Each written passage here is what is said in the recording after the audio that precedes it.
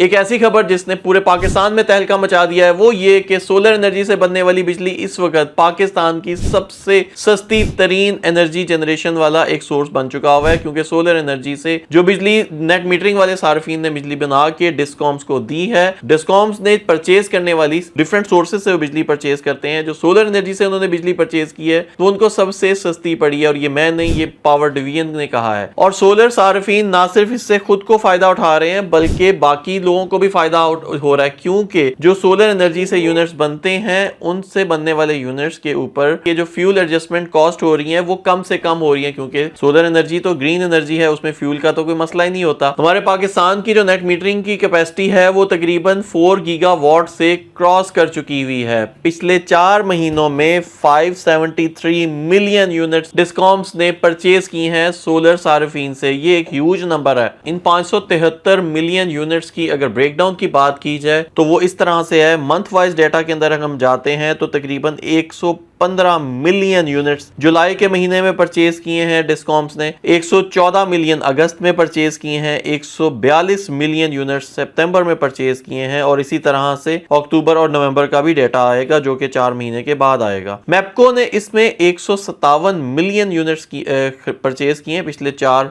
महीनों में। उसके बाद आ जाते हैं आईएसको ने 139.7 मिलियन लिए हैं। लेस्को ने 134 मिलियन यूनिट्स परचेज किए हैं। फेस्को ने तकरीबन 46 मिलियन यूनिट्स परचेज किए हैं। इस तरह से ये तमाम बड़े जो डिस्कॉम्स हैं इन्होंने एक ह्यूज नंबर सोलर के नेट मीटरिंग सार्फिन से परचेज किया है, और वो यूनिट इस वक्त पर यूनिट परचेज कर रहे हैं 27 रुपए के हिसाब से। हाँ, गवर्नमेंट का, क्योंकि बहुत सारे लोग जब नेट मीटरिंग करना शुरू कर देते हैं तो उसकी वजह से ग्रिड के ऊपर भी स्ट्रेन पड़ती है, इंफ्रास्ट्रक्चर को भी इनको अपग्रेड करना पड़ता है। तो इंफ्रास्ट्रक्चर को मेंटेन करने की वजह से, क्योंकि गवर्नमेंट इस वक्त इस काबिल नहीं है कि उस इंफ्रास्ट्रक्चर को मेंटेन कर सके, इस वजह से गवर्नमेंट नेट मीटरिंग सार्फिन को डिस्करेज भी कर रही है और कोशिश कर रही है कि बायबैक रेट्स को भी कम करें, 27 से कम करके 11 कर दें। और इस वक्त इतनी सारी खबरें हैं नेट मीटरिंग सार्फिन के ऊपर, जो सोलर के सार्फिन हैं उनके ऊपर टैक्स भी लगाए गए हैं, नेट मीटरिंग के सार्फिन को डराया भी जा रहा है। इन सब खबरों के बावजूद अवाम धड़ाधड़ सोलर लगा रही है। गवर्नमेंट की बहुत सारी डिस्करेजमेंट के बावजूद लोग अपनी मदद आपके तहत सोलर लगा रहे हैं, जो कि नेशनल ग्रिड को जिससे फायदा उठा रहा है। जरूरत इस अमर की है कि गवर्नमेंट स्केल के ऊपर भी कुछ ऐसे इनिशिएटिव होने चाहिए जिससे सोलर सार्फिन को एनकरेजमेंट मिले। पूरी दुनिया में सब्सिडीज मिलती हैं। आप हमारे हमसाया मुल्क की बात करें तो वहां पे रेजिडेंशियल से लेके कमर्शियल सार्फिन को आपको सब्सिडीज मिलती हैं। इसी तरह से अगर आप